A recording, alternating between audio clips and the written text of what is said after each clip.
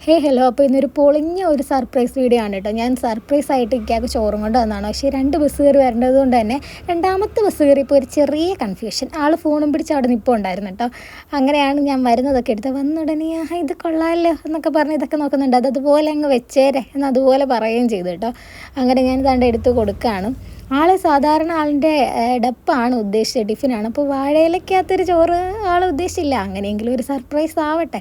ആൾ തുറന്ന് നോക്കാനുണ്ട്, ഭയങ്കര എക്സൈറ്റ്മെൻറ്റ്. ആൾ നല്ല ചോറ് കഴിക്കുന്ന സമയമുണ്ട്, നല്ല വിശപ്പിലായിരുന്നു.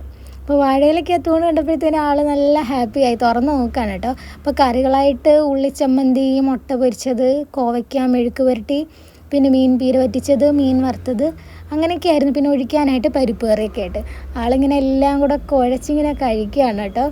ആക്ച്വലി വോയിസ് ഓവർ ചെയ്യുന്ന സമയത്ത് എൻ്റെ വായിന്ന് വരെ വെള്ളം വന്നു കേട്ടോ.